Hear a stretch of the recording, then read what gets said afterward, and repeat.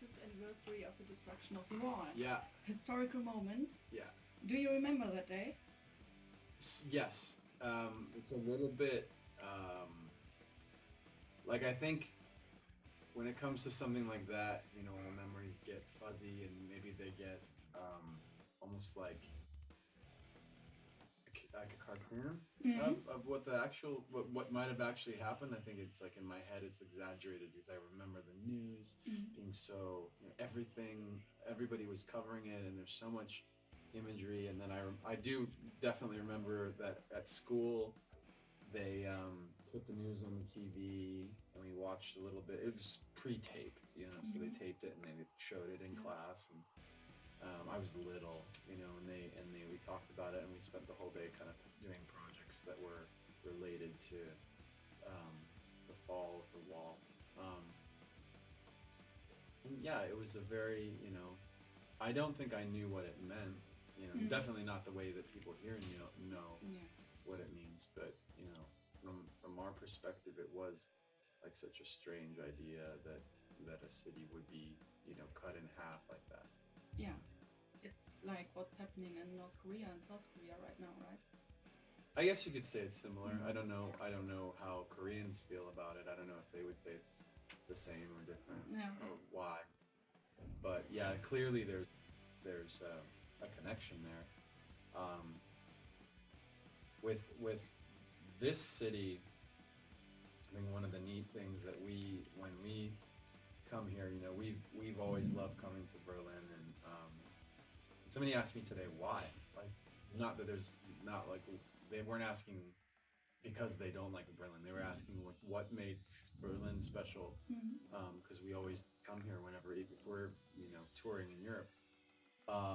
And I actually don't know why. I actually don't. We started coming here probably more than 10 years ago, and it stuck. Like, we just like the city and we always feel comfortable and we always look forward to coming here.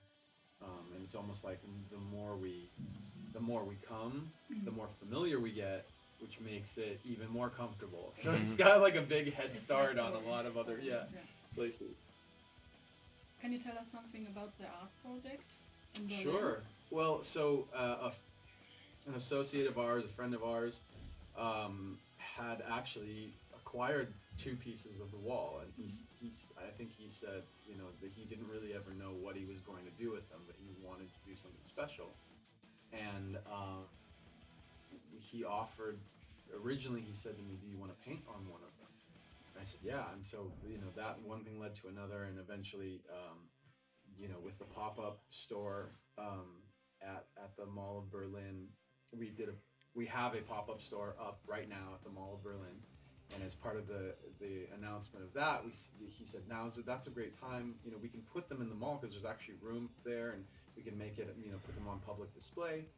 And so we worked it out with them to have them up. We also, it was, you know, it worked out because the timing of the anniversary. It worked out because we were here playing shows. We got enough time to actually paint them. The biggest problem for us was that they are over here. The pieces are over here, and they're so big you can't really move them. It took a crane, like it took all day, one day, to just move them from one place in Germany to put them in the mall. And we spent the last few days, like four days, I think, or 5 days painting them. Wow. Before shows, like we would go over there in the morning and paint, and then leave in the afternoon and fly to, like, you know, the other shows like Cologne and where did we go? Amsterdam. Yeah. It's crazy schedule. You've just announced a winter tour with Rise Against and Of Mice and Men. Yeah. So why did you choose those 2 bands? What do you like about them? I'm excited about the tour in the U.S. for a few reasons. One, we haven't done a proper tour with Rise Against before, so I'm looking forward to that. They're a great band. Mice and Men, we're on tour with right now. I love those guys as well. You know, with the sound of the Hunting Party and the new record, we really wanted to play. We wanted to play some, kind of focus a lot of the shows to heavier rock acts. So that's consistent with that. But the other thing about that tour in particular is that we're hitting a bunch of cities that we haven't played in a really long time. Some of these cities, a couple of them I think we've never played, and a lot of them we haven't played in maybe like 10 years. So it's been, it's going to be an interesting tour. And a lot of the fans on Twitter from the U.S. are asking, are there going to be more tour dates announced? Because I see, for example, Los Angeles isn't even on the tour. And the answer is that's the whole tour. Yeah. There aren't going to be more shows. So if you want to catch us and Rise Against and Mice and Men and see the show, you'll have to find a way to get to one of these dates that have already been announced, because that is all there is to it. Yeah, we've noticed that you got a lot of shortened versions or medleys in the set list right now. Will you stick to that for upcoming tours? For the U.S. tour, I'd say we're not going to change a lot. Again, because a lot of these cities are ones that we haven't played. We didn't play these cities on the last tour. I want to add at least one more song off the new album for the tour, and we'll see if we can switch up some things before we start the tour and make a few changes to the set. At this point, I don't know, because right now we're going to be time is going to be limited. It's hard for people to understand that, because it's like a month and a half between when this tour ends and when that tour begins. But that's all through the holidays, and life goes on, so it'll be busy for us in that. Okay.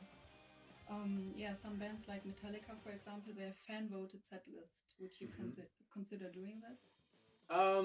Fan-voted set list is an idea that I like. The tricky part about that is finding a way to make it so that the fans who are coming to the show are the ones who are voting and not somebody else. Yeah.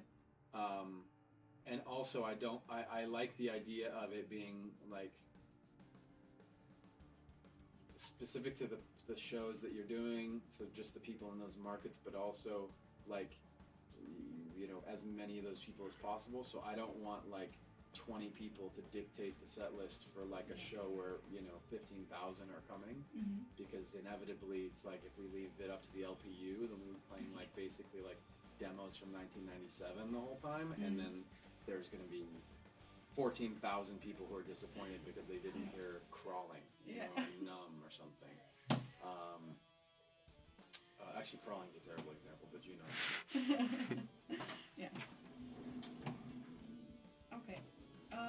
The singer from Enter Shikari, Ra Reynolds, he wrote an open letter saying that bands who sell meet and greets are exploiting their fans. I haven't heard this. Tell me what is it? He said they are exploiting the fans and that they are prostituting themselves because they could do free meet and greets. Okay. So what do you think about that? Well, there's a lot of different ways to look at any part of anything the band does. I mean, I always tell people about the Tool song talks about the same subject as it applies to even selling albums. What is selling out and whatever. It's like if you really want to be a purist, then why are you selling your CDs? Why are you selling concert tickets? You should just be playing it for everybody for free all the time. You should never make any money on it. So it's like, where do you draw the line?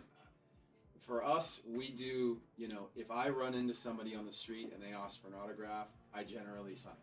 Okay. If they come to an event like today at the when we were showing the Berlin Wall painting, we signed for, I think, everybody there. And then at the shows, in addition to all that stuff, which, obviously there's no charge for, we have a fan club called the LP Underground, which you guys are very familiar with. And if you want to be involved with that, that's your option. There's no requirement to do anything. We do offer some things that are exclusive, and I think that it's all about, like, at the end of the day, it's all about, are you treating the fans the way you think they should be treated, and do the fans feel they're being treated fairly? And if they feel good about it and you feel good about it, then everything's okay. If they feel like you're being a jerk and you think you're great, then you've got a problem on your hands. Okay. Thank you. I think that's the right.